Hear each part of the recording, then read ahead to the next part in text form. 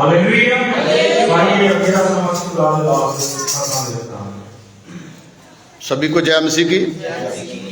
जो नहीं बोले उनको भी जय मसीह की। तो सभी खुश हैं। तो परमेश्वर के नाम को महिमा मिले। और आज बहुत ही खुशी का समय के परमेश्वर के दास हमारे बीच में है। तो सारी महिमा परमेश्वर के नाम को मिले। तो मैं परमेश्वर के दास का बहुत धन्यवाद करता हूं कि जिन्होंने अपने समय में मुझे समय दिया, क्योंकि आज आफ्टर 6 मंथ परमेश्वर के दास हमारे बीच में है।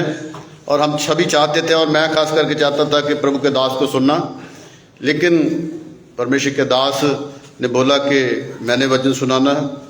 तो मैं इनका बहुत धन्यवादी हूँ, क्योंकि आप सभी जानते हैं, लेकिन जो ऑनलाइन सुन रहे हैं वो नहीं जानते कि इस चर्च का एक खास एक ब्लेसिंग है इस चर्च के ऊपर प्रभु के दास के द्वारा, कि इस चर्च के द्वारा बहुत सारे प्रभु के सेवक तैयार हुए। तो सेवक कैसे तैयार हुए हैं? क्योंकि परमेश्वर के दास उन्हें प्रोत्साहन करते हैं, उन्हें समा देते हैं, उन्हें तैयार करते हैं। क्योंकि बहुत सारे चर्चेज में ऐसा नहीं होता। बहुत सारे चर्चेज में जो दूसरे जो सीखने वाले हैं उनको समय नहीं दिया जाता, इसलिए जो वहाँ से सेवक तैयार होकर के नहीं निकलते। तो परमेश्वर के हम नाम को महिमा देते हैं और प्रभु का धन्यवाद करते हैं। प्रभु के दास का भी धन्यवाद करते हैं कि परमेश्वर ने हमें अच्छे दास दिए, जिनके द्वारा परमेश्वर ने हमें तैयार किया। तो सारी महिमा परमेश्वर के नाम को मिले। सो आइए, समय काफ़ी हो गया, हम वचनों में चलेंगे। तो आज का हमारा टॉपिक है आत्मिक युद्ध, क्योंकि हम सभी जो लोग हैं आत्मिक युद्ध में हैं। आप सभी जानते हैं कि जो आखिरी समय में हम जा रहे हैं, परमेश्वर के वचन में जितनी भविष्यवाणियाँ हैं वो सारी पूरी हो रही हैं। और जो एंड टाइम में हम जा रहे हैं, आखिरी समय इस दुनिया का जो नज़दीक है, और परमेश्वर के दोबारा आने का, प्रभु के दोबारा आने का समय जो पूरा हो चुका है, और सारे जो वचन है उसी के और इशारा करते हैं। तो हम सभी के सभी जितने लोग हैं युद्ध में हैं। इन दिनों में मैं काफ़ी, क्योंकि मुझे पता था कि प्रभु के दास आ रहे हैं और हम दूसरी जगह पे हमें जाना है, इन दिनों में बहुत सारी चिंताएं मेरे मन में थी। और जितने जो सेवकाई में जो उतरते हैं सेवा के लिए, उनके भी मन में बहुत सारे जो चिंताएं होती हैं, तो मेरे मन में भी थी। इन दिनों में परमेश्वर के आत्मा ने मुझे ये वचन सिखाए। तो ये सबसे पहले तो मेरे लिए ये वचन है, और दूसरे जितने भी लोग सेवकाई में जाना चाहते हैं, विश्वासी लोग और परमेश्वर के दास जितने भी आगे जाकर के सेवकाई करना चाहते हैं, उनके लिए भी ये वचन है। आइए हम सीधे वचनों में चलेंगे। इसी हम 6:12 पढ़ेंगे। तो यहाँ पे लिखा है, क्योंकि हमारा ये मल्ल युद्ध लहू और मांस से नहीं, परंतु प्रधानों से और अधिकारियों से और इस संसार के अंधकार के हाकिमों से और दुष्टता की आत्मिक सेनाओं से है जो आकाश में है। सो हम सभी युद्ध में हैं। तो हमारा युद्ध जो है लहू और मांस से नहीं है। आपने ये वचन कई बार सुना है। हमारा जो युद्ध है लहू और मांस से नहीं है। आज पंजाब में, इंडिया में बहुत सारे लोग डरते हैं कि क्रिश्चियन लोग बहुत बढ़ रहे हैं, तो कहीं हो ना चाहे कि ये इंडिया के ऊपर, जब पंजाब के ऊपर कब्जा कर ले। लेकिन परमेश्वर का ये वचन हमें सिखाता है कि हमारा जो युद्ध है लहू और मांस से नहीं है। हमारी जो लड़ाई शरीर से नहीं है, ना इंसानों से है।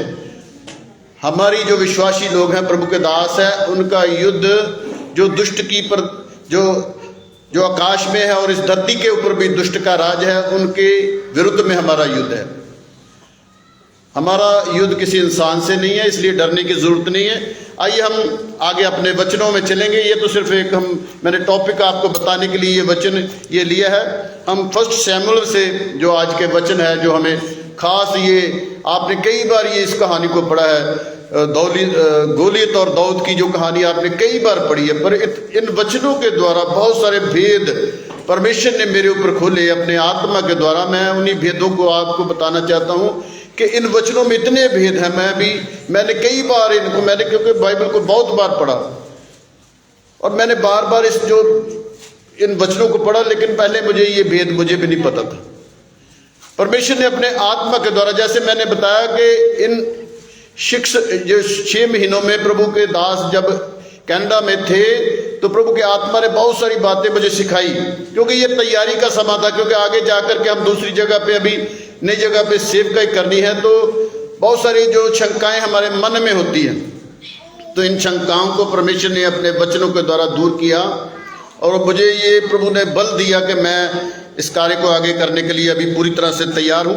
आइए हम 1 शमूएल उसका 17 अध्याय उसकी 1 से 9 वर्ष को हम पढ़ेंगे जल्दी जल्दी। अब फलिस्तियों ने युद्ध के लिए अपनी सेनाओं को इकट्ठा किया और यहूदा देश के सोके में एक साथ होकर सोको और जेबा के बीच अपने जमीन में डेरे डाले। शाऊल और इस्राएली पुरुषों ने भी इकट्ठे होकर एला नामक तराई में डेरे डाले और युद्ध के लिए फलिस्तियों के विरुद्ध पांति बांधी। फलिस्ती तो एक और के पहाड़ पर और इस्राएली दूसरी ओर के पहाड़ पर खड़े रहे और दोनों के बीच तराई थी। तब फलिस्तियों की छावनी में से गोलियत नाम एक वीर निकला जो गद नगर का था और उसकी लंबाई 6 हाथ 1 बीता थी। उसके सिर पर पीतल का टोप था और वह एक पत्थर का झिलम पहने हुए था जिसका तोल 5000 शेकेल पीतल का था। उसकी टांगों पर पीतल के कवच थे और उसने उसके कंधों के बीच बर्छी बंधी थी।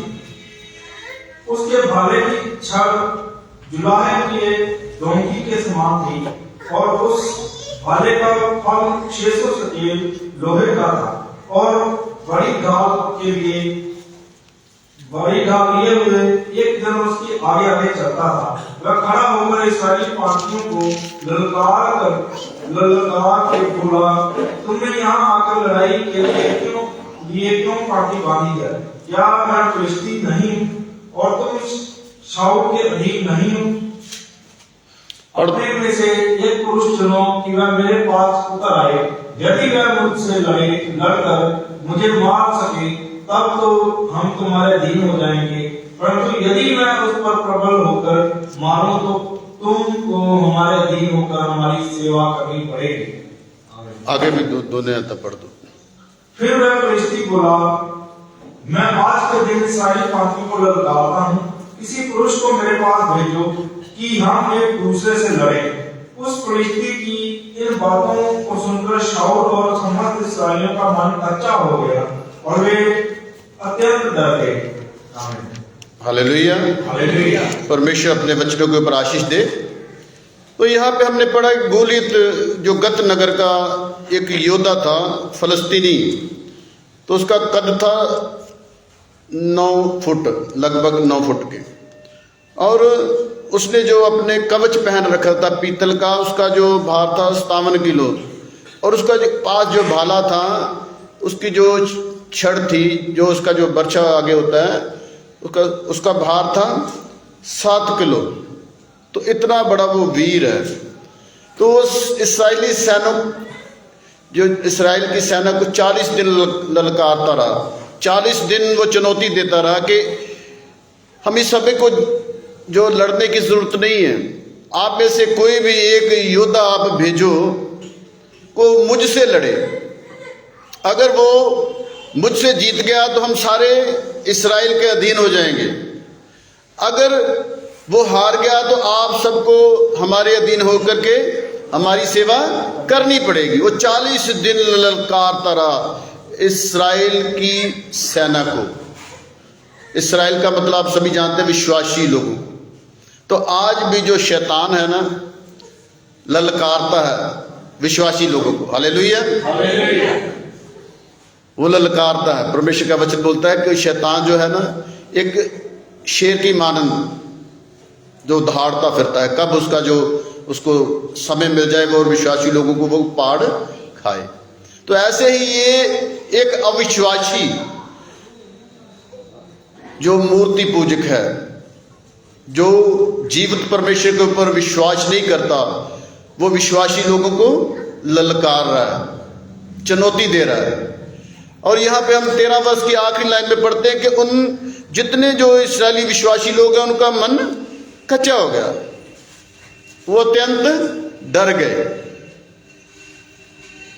वो डर गए क्योंकि इतना बड़ा योद्धा है, 9 फुट के करीब है और इतना वो ताकतवर है, वो सारी विश्वासियों की, जो इसराइलियों की जो जितनी सेना, उनको सभी को 40 दिन वो ललकारता रहा। 40 दिन वो रोज सुबह और शाम मैदान में आकर के वो ललकारता है कि कोई भी, अगर आप में से कोई इतना बड़ा कोई वीर है, वो आकर मुझसे लड़े। लेकिन कोई भी नहीं निकला। और उनका जो राजा है शाऊल, उसके पास भी ये आवाज रोज वो सुनता है। शाऊल भी ये आवाज सुनता है रोज सुबह और शाम, लेकिन वो अपने टेंट में ही रहता है, बाहर नहीं निकलता। वो अंदर ही दारू पीता रहता है, लेकिन वो बाहर युद्ध के लिए नहीं निकल रहा। पहले ही उसने हार मान ली है। और हमारा टॉपिक क्या है? आत्मिक युद्ध में हम। तो ये युद्ध में गया है इस्राएल का राजा अपनी सेना के समेत, लेकिन पहले इसने क्या मान ली है? हार मान ली। इसको विश्वास ही नहीं है कि हमारे साथ जीवित परमेश्वर है, उसको वो भूल ही चुका है। तो आप में भी बहुत सारे विश्वासी लोग, प्रभु के दास, कई बार निराश हो जाते हैं, क्योंकि बहुत सारी चुनौतियां हमारे सामने होती है ना। बहुत सारे जो बड़े बड़े चुनौतियां, बहुत सारे जो मुश्किलातें, बहुत सारे जो हमारे सामने ऐसे कई बार हालात बन जाते हैं कि हम पहले ही हार मान लेते हैं। हम डर के अंदर बैठे रहते हैं, वो बाहर ही नहीं निकल रहा। इस्राएलियों में से भी जितने वीर हैं, उनमें से बड़े बड़े वीर हैं, उनमें से भी कोई नहीं आ रहा आगे कि उस जो बड़ा दैत्य है, जो गोलित है, उसके साथ जाकर के क्या करे? युद्ध करे। वो अत्यंत डर गए, उनका मन कच्चा हो गया। तो बहुत सारे आज विश्वासियों का मन कच्चा हो जाता है, वो डर जाते हैं कि पता नहीं ये काम होगा कि नहीं होगा, हम ये कर पाएंगे कि नहीं पाएंगे, हम इस मुश्किलातों के ऊपर जीत पाएंगे कि नहीं पाएंगे।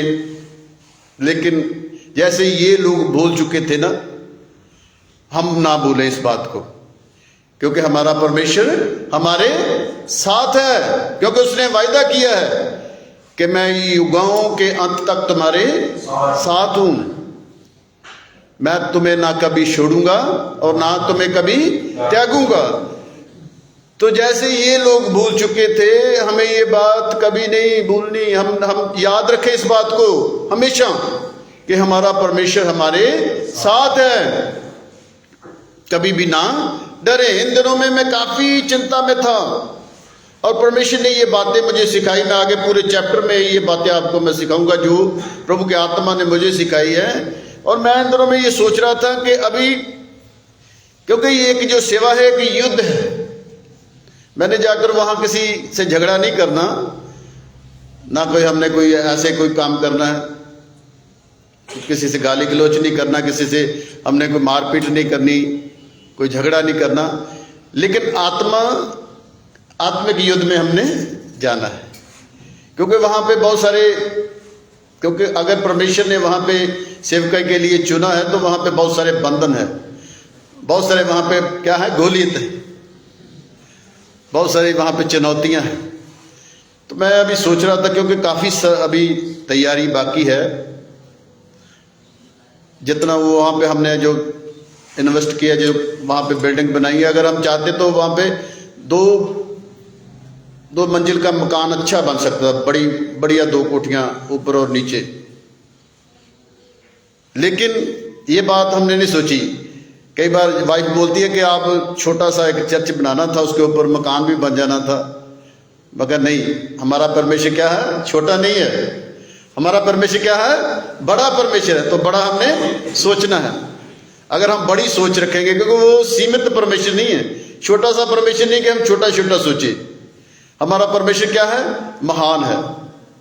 तो हमें क्या करना है? बड़ी सोच रखनी है। अगर परमेश्वर ने हिम्मत दी है कि बड़ा भवन बना है, तो वो परमेश्वर तैयार भी करवाएगा, वहां पे घर भी बन जाएगा। क्योंकि ये सेवा हमारी नहीं है, ये युद्ध हमारा नहीं है, ये युद्ध परमेश्वर का है। इस्राएली लोग उस समय डर रहे थे, अत्यंत रहे, उनका मन कच्चा हो रहा था, उनको ये भूल ही गए कि ये युद्ध हमारा नहीं है, ये तो युद्ध परमेश्वर का है। उनको ये विश्वास ही नहीं था। पहले जो उनको सब कुछ पता है कि कैसे परमेश्वर मिस्र की गुलामी से अपने लोगों को निकाल करके लेके आया। ब्रदर बख्शीश बता रहे थे ना, वो यरीहो का नगर, उन्होंने कोई एक तीर भी नहीं चलाया उस नगर के ऊपर। तो कैसे उस दीवार की, कितनी बड़ी बड़ी दीवारें जिनके ऊपर 2 रथ चल सकते थे, इतनी चौड़ी दीवारें, इतनी मजबूत उस शहर पना, तो कैसे वो गिर पड़ी। एक तीर भी नहीं उन्होंने चलाया, क्योंकि उन्होंने परमेश्वर के ऊपर भरोसा रखा। परमेश्वर को बोला आपने कुछ नहीं करना, आपने सिर्फ करनी है परमेश्वर की महिमा करनी है, परमेश्वर के नाम को आपने बढ़ाई देनी है। तो उसी से वो दीवारें गिर पड़ी। तो ऐसे बड़े बड़े काम परमेश्वर के सामने से समुद्र को 2 भाग कर दिया, और परमेश्वर ने 40 साल उनको आत्मिक भोजन दिया है। पिछले दिनों में मैंने आपको सिखाया ये बातें सभी। तो परमेश्वर ने उनके सामने इतने बड़े बड़े काम करे, और इतनी बड़ी जातियां उनके सामने जो युद्ध करने के लिए उनको भी परमेश्वर ने, वो लड़े नहीं, परमेश्वर ने उनको हरा दिया, उनको नाश किया, उनको लड़ना नहीं पड़ा। तो वो भूल ही गए कि युद्ध हमारा नहीं परमेश्वर का है। तो आपको ये बात कभी नहीं भूलनी है, क्योंकि युद्ध हमारा नहीं है। हमें तो सिर्फ प्रभु के नाम से खड़े होना है, और युद्ध परमेश्वर करेंगे आपकी तरफ से। Hallelujah, hallelujah. तो 13 से भी थोड़ा सा पढ़ दें। यिशै के 3 बड़े पुत्र शाऊल के पीछे होकर लड़ने को गए थे, और उसके 3 पुत्रों के नाम जो लड़ने को गए थे, ये थे निशेत का नाम एलियाब, दूसरे का अबीनादाब और तीसरे का शमा था। सबसे छोटा दाऊद था, और तीनों बड़े पुत्र शाऊल के पीछे होकर गए थे। और दाऊद बैतलहम में अपने पिता की भेड़ बकरियां चराने को शाऊल के पास से आया जाया करता था। आगे पढ़ दे। वह फलिश्ती तो 40 दिन तक सवेरे और सांझ को निकट जाकर खड़ा हुआ करता था। यिशै ने अपने पुत्र दाऊद से कहा, ये एपा भर भुना हुआ। 1 मिनट रुक जाइए। तो यहां पे हमें देखते हैं कि दाऊद के 3 और पुत्र शाऊल की सेना में हैं, लेकिन वो भी आगे नहीं लड़ने के लिए, वो भी नहीं गए। और 40 दिन वो लगातार चुनौती देता रहा इस्राएल की सेना को, लेकिन कोई भी उनमें से वीर, दाऊद के भाइयों में से भी कोई आगे नहीं हुआ कि उस योद्धा से, उस गोलियत से, जो इतना बड़ा वीर था, उससे जाकर के लड़े, उसके ऊपर प्रबल हों।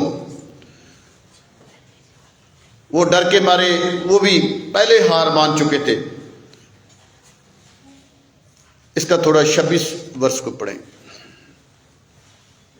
तब दाऊद ने उन पुरुषों से जो उसके पास खड़े थे पूछा, जो उस फलिश्ती को मार के इस्राएलियों की नामधराई दूर करेगा, उसके लिए क्या किया जाएगा?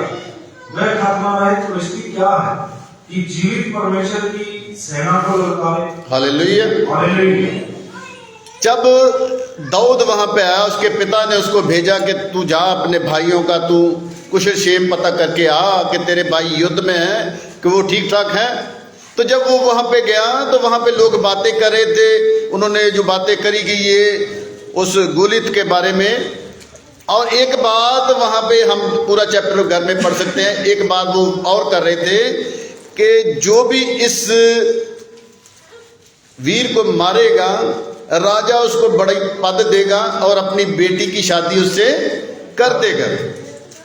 और जब दाऊद ने ये बात सुनी तो वो बहुत उत्सुक हुआ, और फिर उसने पूछा, फिर दोबारा उसने वो पूछा।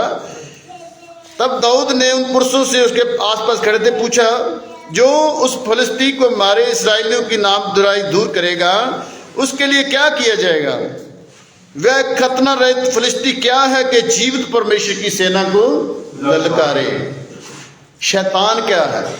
जैसे सिस्टर जी बता रहे थे ना कि आवाजें आ रही थी, शैतान परमेश्वर के लोगों को क्या हिम्मत है कि परमेश्वर के लोगों को वो आवाज दे के पुकारे?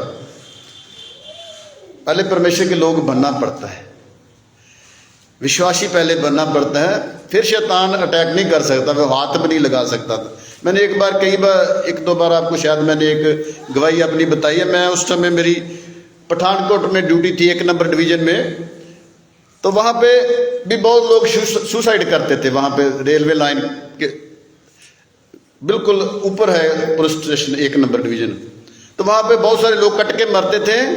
और एक हमारे ऊपर बैरक थी जहाँ पे हमारे जो पुलिस वाले जवान सोते थे, तो जो भी वहाँ पे सोता था उनको बहुत सारी थप्पड़ पड़ते थे, दुष्ट आत्मा आकर उनको दबा लेती थी। तो मेरी एक दिन वहाँ पे रात ड्यूटी लग गई, तो मैं नाइट ड्यूटी पे मुझे साथ वाले लड़कों ने बोला कि वहाँ पे सोना नहीं है, बहुत थप्पड़ पड़ते हैं। मैं कोई बात नहीं, तो मैंने एक जो हमारे बक्से होते हैं वो 3 लगाए और वहाँ के ऊपर मैं सो गया। तो अभी मैं सोया नहीं था, मैं दुआ करके लेट गया, तो मेरी आंखें खुली थी, मैं जैसे जागो मीटी कहते हैं, सोया नहीं था भाई। तो दुष्ट आत्मा आती है, जब हाथ लगाने लगती तो उसको क्या पड़ता है, करंट जोर से झटका, दूर जाकर के वो गिरती है, दुष्ट आत्मा छू भी नहीं पाती। हालेलुया। जब आप परमेश्वर के साथ आपके संबंध अच्छे हैं, आप दुआ प्रार्थना करने वाले लोग हैं, आप जीवित परमेश्वर के ऊपर भरोसा रखते हैं, तो दुष्ट आत्मा आपको टच भी नहीं कर सकती। पहले प्रभु के लोग बनना पड़ता है, विश्वासी बनना पड़ता है। जैसे ये लोग डर रहे हैं, उनको पता भी है हमारा परमेश्वर जीवित परमेश्वर अद्भुत कार्य करने वाला है, वो अति महान है। युद्ध हमारा नहीं है, लेकिन वो फिर भी डर के मारे कोई आगे नहीं आ रहा। वह यहां तक कि उनका राजा जो उनका लीडर है वो भी डर के मारे अपने टेंट के ही अंदर है, वो भी बाहर नहीं आ रहा, पहले ही वो हार मान चुका है। तो यहां पे एक नौजवान दाऊद, एक योद्धा, वो संसारिक योद्धा नहीं, वो आत्मिक योद्धा है। क्योंकि वो जब अपने बाप की भेड़ बकरियां जंगल में वो चराता है तो वो परमेश्वर की आराधना करता रहता है।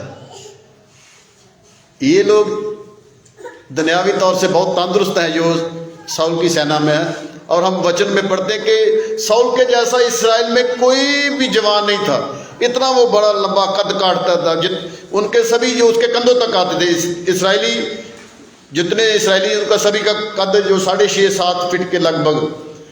तो शाऊल इतना लंबा था कि बाकी सारे उसके कंधे तक आते थे, मतलब वो 7 फीट के लगभग होगा, 7-7.5 के, मैं अंदाजे से बोल रहा हूँ, लिखा नहीं वचन में, लेकिन ये बात लिखी कि बाकी सारे उसके कंधे तक आते थे, इतना वो योद्धा था।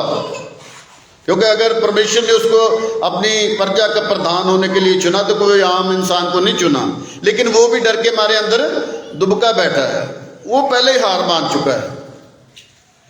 एक ये आत्मिक योद्धा ये पूछता है, ये चुनौती दे रखी कि ये इसकी क्या मजाल है कि जीवित परमेश्वर की सेना को ये ललकारे, ये अविश्वासी असुन्नति का मतलब जो विश्वास नहीं करने वाले लोग, जो विश्वास नहीं करते परमेश्वर जीवित परमेश्वर के ऊपर, उसकी क्या मजाल है कि वो जीवित परमेश्वर की सेना को ललकारे। ये योद्धा है, लेकिन ये योद्धा संसारिक नहीं है, ये आत्मिक योद्धा है। क्योंकि ये जंगलों में भी परमेश्वर की प्रस्तिश करता है, वहां पे भी परमेश्वर की आराधना करता है, वहां पे दुख में है। क्योंकि भेड़ बकरियां चराना कोई आसान काम नहीं है, रात को जागना कोई आसान काम नहीं है। रात को जागते हुए परमेश्वर की प्रस्तिश करता है, परमेश्वर की आराधना करता है, वो सच्चा आराधक है, इसलिए उसको अपने परमेश्वर के ऊपर भरोसा है। वो ये बात बोल रहा है, कहता इस खतना जो रहत यो एक फलिश्ती है वे जीवित, इसकी क्या मसाल है कि जीवित परमेश्वर की ये सेना को ललकारे। आगे पढ़े 31 से। जब दाऊद की बातों की चर्चा हुई तब शाऊल को भी सुनाई दी और उसने उसे बुलवा भेजा। तब दाऊद ने शाऊल से कहा, किसी मनुष्य का मन उसके कारण कच्चा ना हो, तेरा दास जाकर उस फलिश्ती से लड़ेगा। शाऊल ने दाऊद से कहा, तू जाकर उस फलिश्ती के विरुद्ध युद्ध नहीं कर सकता, क्योंकि तू तो लड़का ही है और वह लड़कपन ही से योद्धा है। दाऊद ने शाऊल से कहा, तेरा दास अपने पिता की भेड़ बकरियां चराता था, और जब कोई सिंह या भालू झुंड में से मेमना उठा ले जाता तब मैं उसका पीछा करके उसे मारता और मेमने को उसके मुंह से छुड़ा लेता, और जब वह मुझ पर हमला करता तब मैं उसके केश को पकड़कर उसे मार डालता। हालेलुया। हालेलुया। यहाँ पे दाऊद ये बातें जब कर रहा था ना, तो उसकी बातों की चर्चा शाऊल तक भी पहुंची, और शाऊल ने उसे बुलवा भेजा। शाऊल अपने टेंट में बैठा, बाहर नहीं आया, उसको बुलवा भेजा। और उसके सामने जब दाऊद आता है तो वो दाऊद शाऊल से क्या कहता है? कहता किसी मनुष्य का मन उसके कारण कच्चा ना हो, तेरा दास जाकर उस फिलिस्ती से लड़ेगा।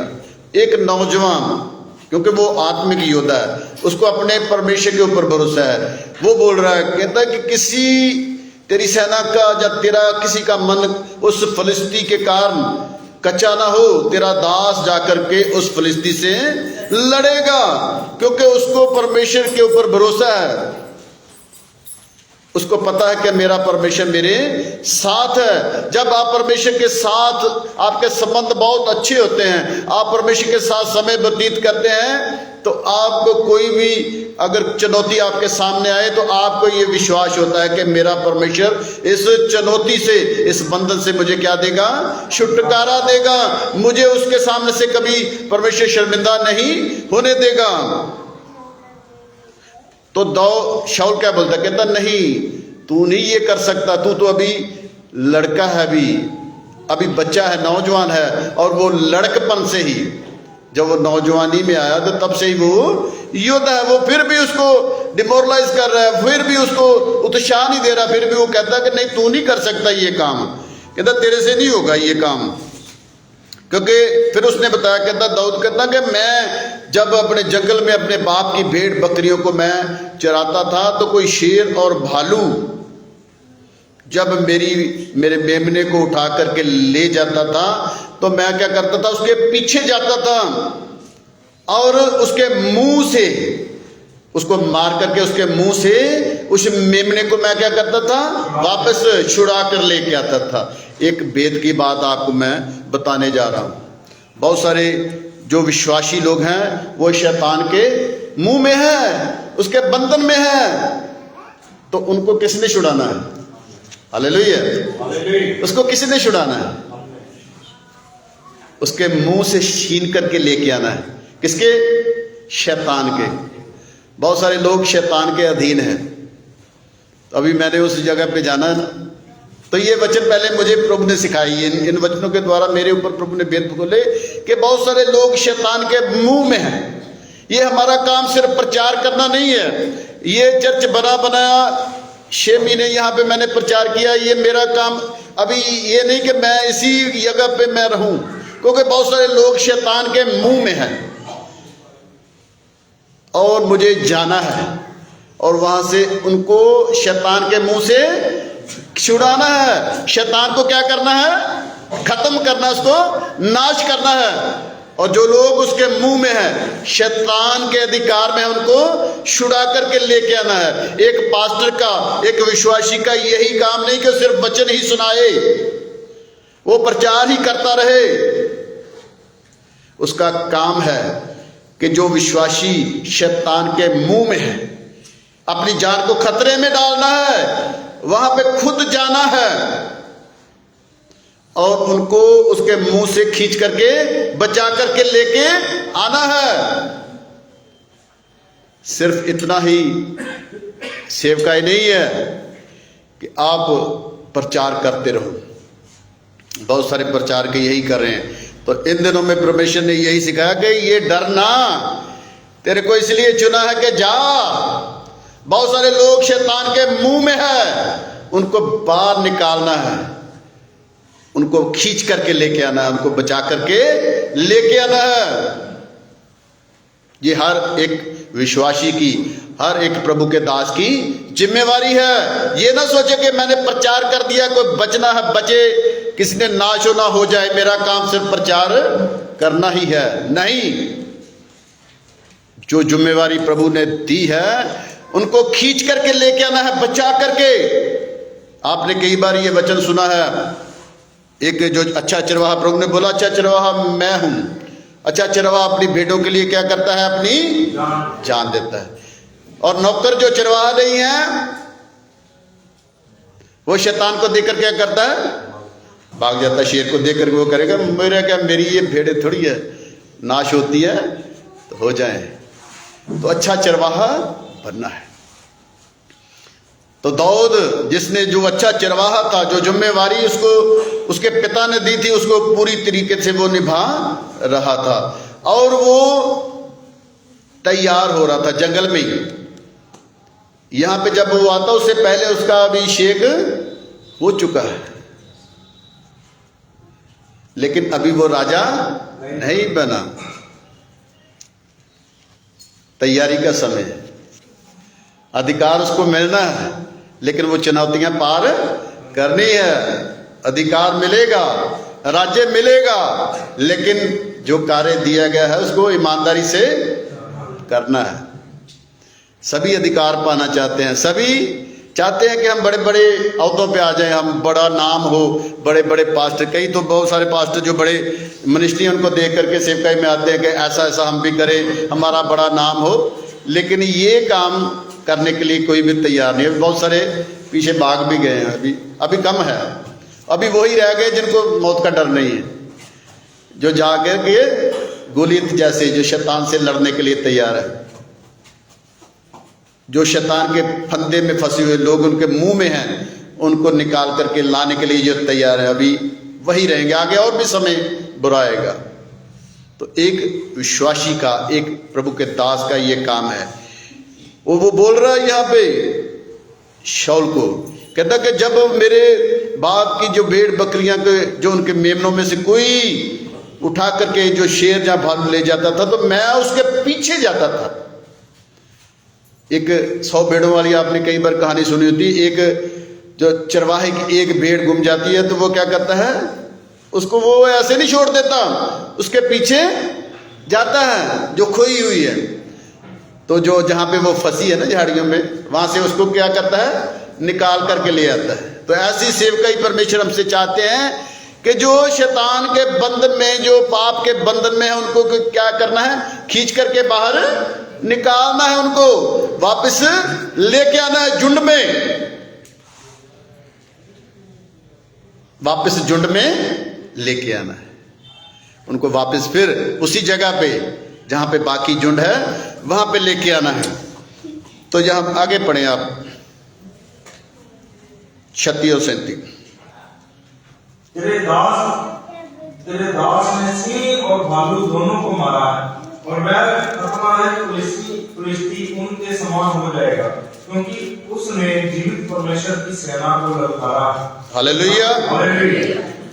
वो कहता है कि वो खतना रहते जो फिलिस्ती है ना, उसको वैसे ही मैं शेर और भालू के समान मारूंगा, क्योंकि उसने जीवित परमेश्वर की सेना को ललकारा है।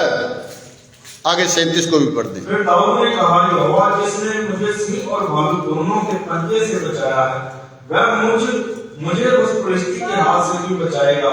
शाऊल ने दाऊद से कहा, जा, यहोवा तेरे साथ रहे। थोड़ा आगे भी पढ़ दें। तब शाऊल ने अपने वस्त्र दाऊद को पहनाए और पीतल का कोट उसके सिर पर रख दिया और झिलम उसको पहनाया। तब दाऊद ने उसकी तलवार वस्त्र के ऊपर कसी और चलने का यत्न किया। उसने तो उनको ना रखा था, इसलिए दाऊद ने शाऊल से कहा, इन्हें पहने हुए मुझसे चला नहीं जाता, क्योंकि मैंने इन्हें नहीं परखा है। और दाऊद ने उन्हें उतार दिया। हालेलुया। हालेलुया। यहाँ पे क्या करता है, जब वो ये सारी बातें शाऊल को दाऊद बोलता ना, तो फिर क्या करता है, उसको फिर परमेश्वर के ऊपर भरोसा नहीं है, उसको वो अपने हथियार देता है। पहले तो उसके ऊपर कवच पहनाता अपना, और उसके ऊपर सिर के ऊपर उसके टोप रख देता है, उसके जो टांगे हैं उसके ऊपर भी कवच लगाता है, उसको अपनी तलवार देता है। जब उसको पूरा कस देते हैं ना, तो वह चलने की कोशिश करता है। दाऊद चलने की कोशिश करता है, लेकिन वो चल नहीं पाता, क्योंकि उसने उसको नहीं परखा। बहुत सारे जो सेवक जब कॉपी करने की कोशिश करते हैं, क्योंकि उनसे हो नहीं पाता, क्योंकि जो जिसके पास वरदान है, जो जिसके पास परमेश्वर ने उसको आशीष दी है, उसी के द्वारा उसने जीत हासिल करनी है। दाऊद को परमेश्वर ने एक विश्वास दिया है, वो एक आत्मिक योद्धा है, लेकिन वो क्या कर रहा है, उसको संसारिक हथियार दे रहा है, उसको कवच दे रहा है कि तू इनके ऊपर भरोसा कर, कि तू इनके द्वारा उस गोलियत को मार सकता है। लेकिन उसको परमेश्वर के ऊपर भरोसा है, दाऊद को, उसको जीवित परमेश्वर के ऊपर भरोसा है कि वो मुझे जीत देगा। लेकिन शाऊल को अपने हथियारों के ऊपर भरोसा, वो उसको जबरदस्ती बना रहा। तो जब उसने पहन करके देखा तो वो चल नहीं पाया, क्योंकि वो आत्मिक था। तो आत्मिक संसारिक चीज को कैसे एक्सेप्ट कर सकता है?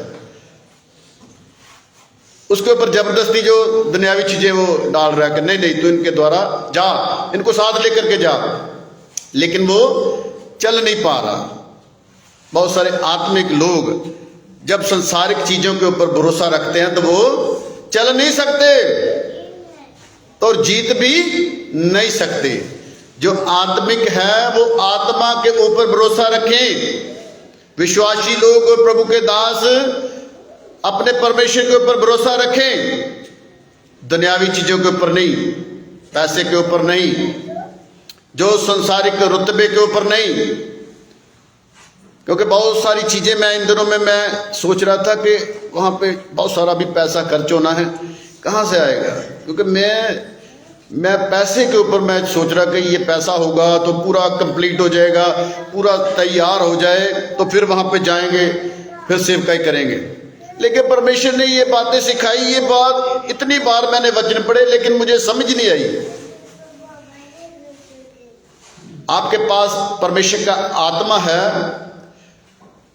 आप परमेश्वर के ऊपर भरोसा करने वाले हैं, तो इन संसारिक वस्त्रों की, संसारिक जो सुविधाओं की, इन चीजों की जरूरत नहीं है। आपको जाना है दाऊद के समान, लेकिन जाना कहां है? मैदान में। हालेलुया। सभी बोले कहां जाना है? सभी बोले मैदान। अभी भी नहीं कहीं बोल रहे, कहीं जाना ही नहीं चाहते। कहां जाना है? मैदान में। फिर से बोले मैदान में। सभी को जाना है मैदान में। अगर जीतना है तो मैदान में उतरना पड़ेगा।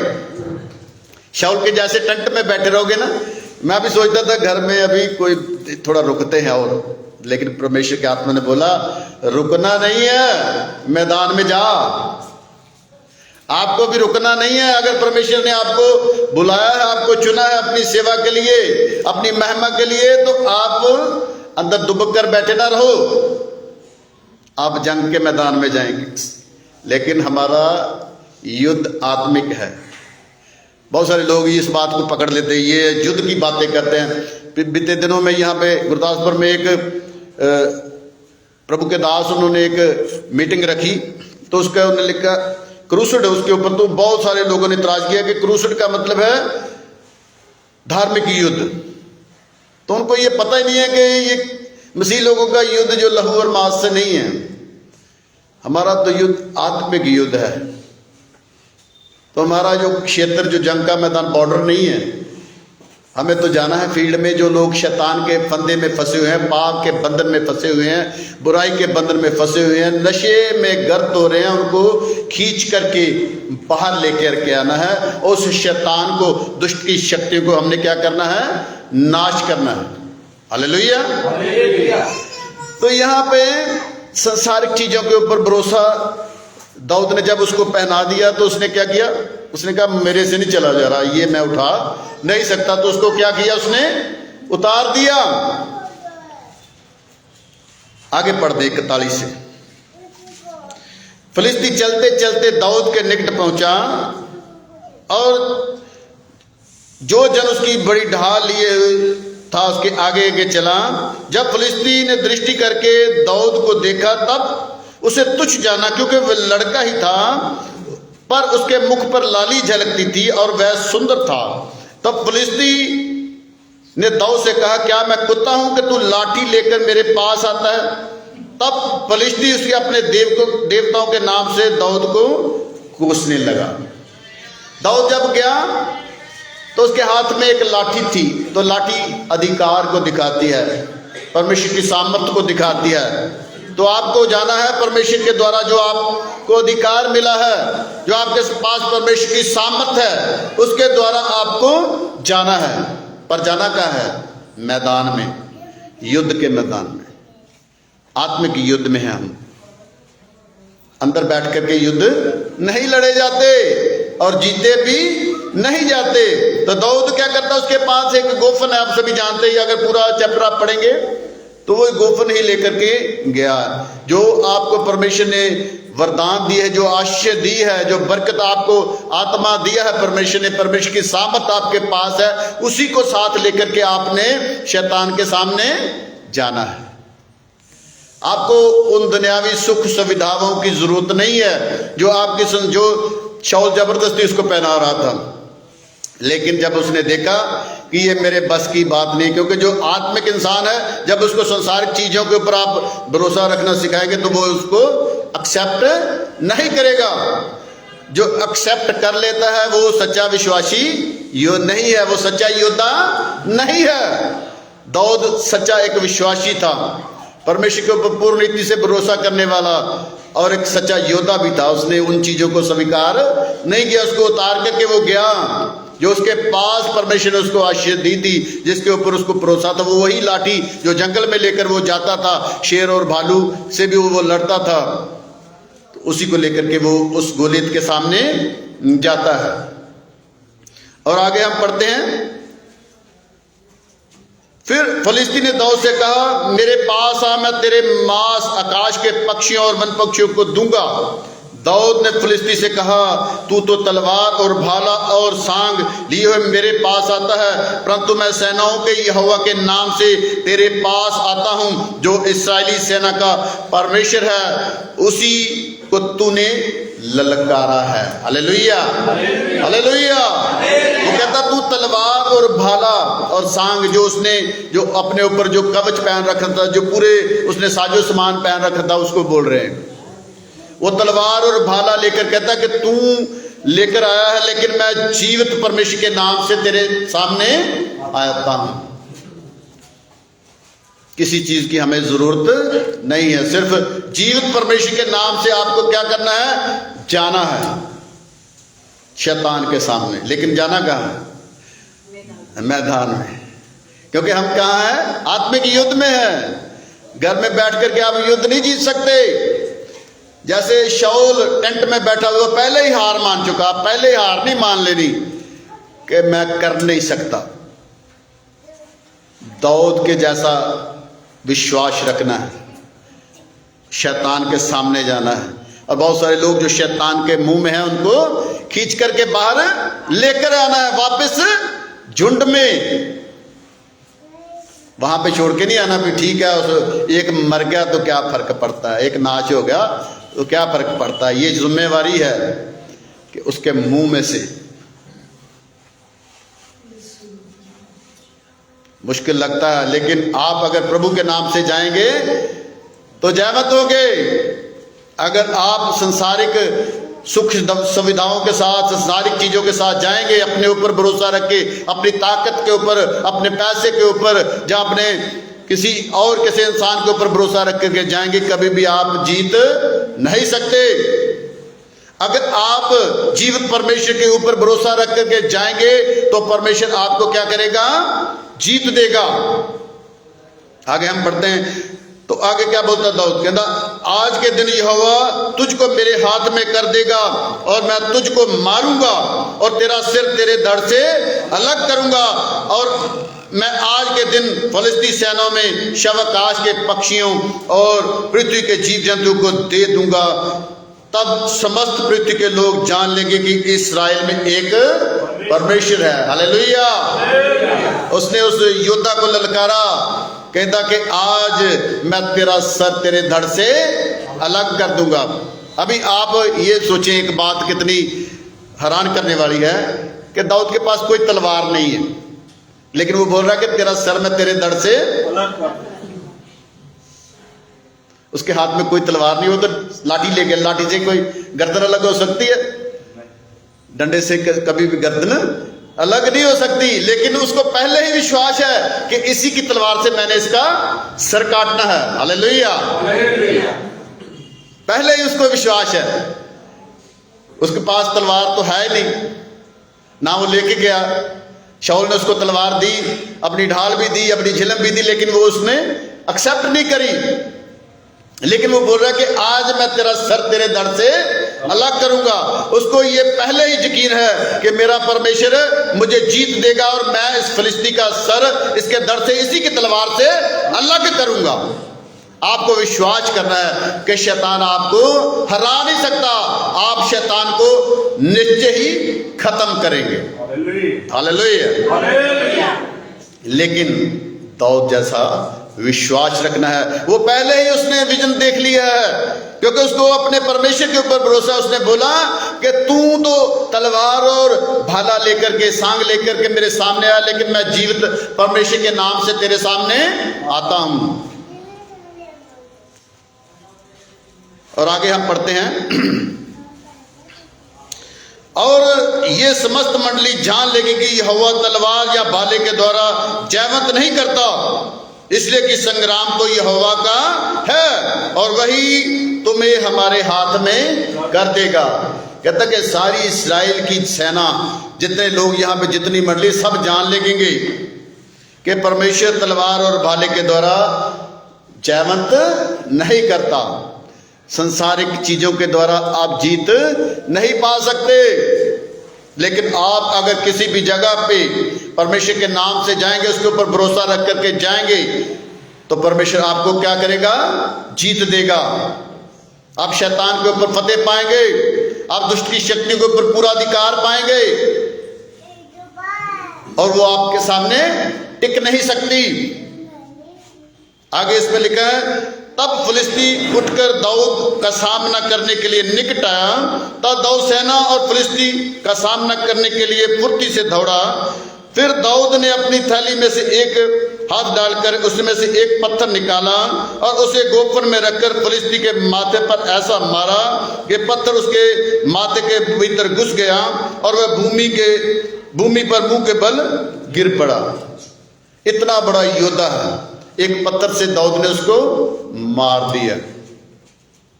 तो पत्थर क्या है? Hallelujah, hallelujah.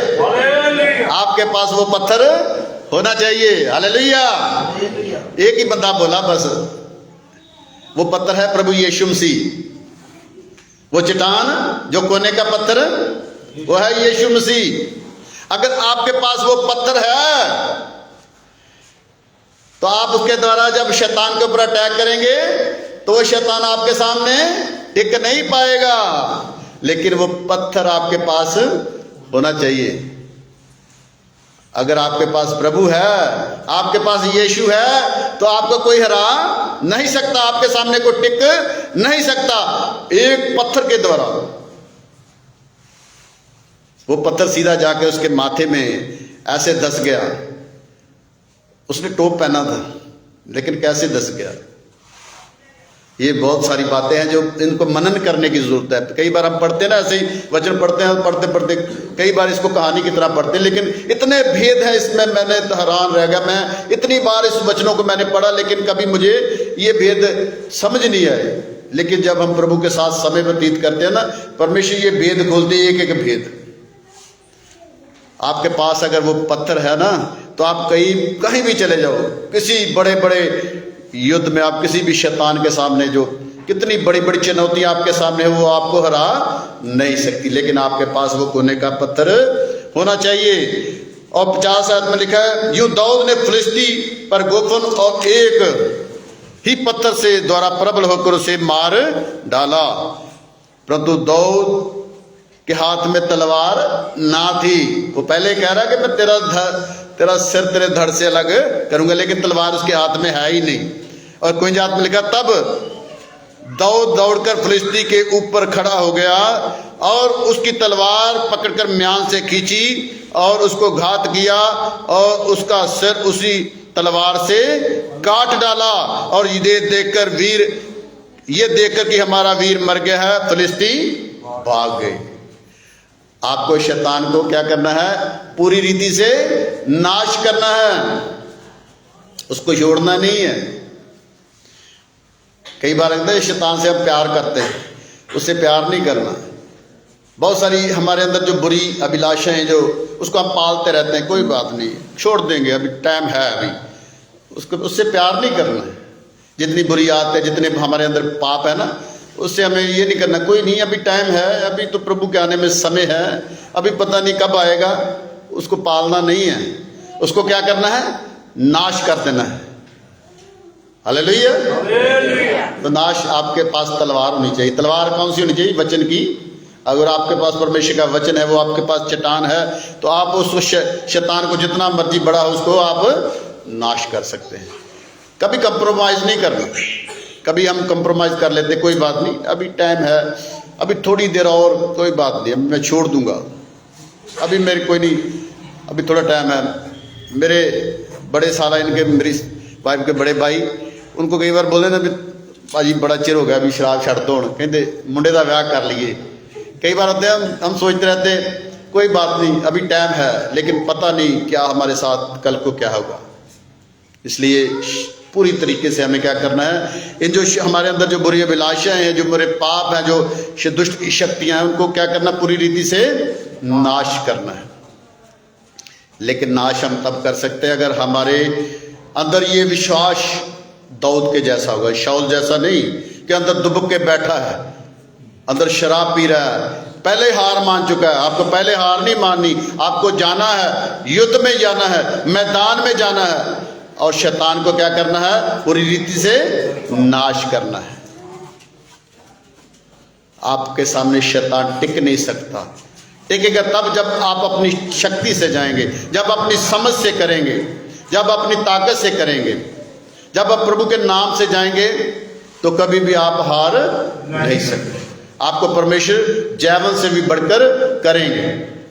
और जो मकसद आपने सोच रखा ना, ये दाऊद पहले सोचता है, उसने पहले सोच के रखा कि मैं इसका सर इसके धड़ से अलग करूंगा। पहले ही उसने विजन देखा है।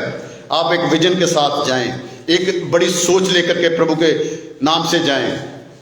अगर आपने जो सोच रखा है ना प्रभु के नाम से, तो परमेश्वर वही करेंगे।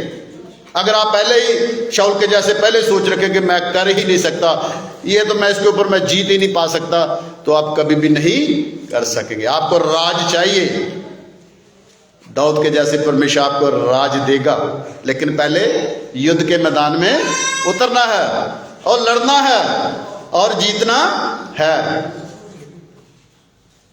जाना है युद्ध के मैदान में और लड़ना है और जीतना है, और फिर आपको राज्य मिलेगा।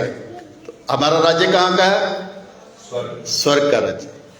तो हम इस पृथ्वी के राज्य के हम अभिलाषी नहीं है, इसकी खोज में नहीं है, इसके लिए मेहनत नहीं कर रहे। हम स्वर्ग के राज्य की, हमारी दौड़ जो है स्वर्ग के राज्य की, हमें राज्य चाहिए। लेकिन उस राज्य को पाने के लिए पहले हमें क्या करना है? युद्ध के मैदान में। हमारा युद्ध जो है संसारिक नहीं है, लहू और मांस से नहीं है, हमारा युद्ध जो है आत्मिक है।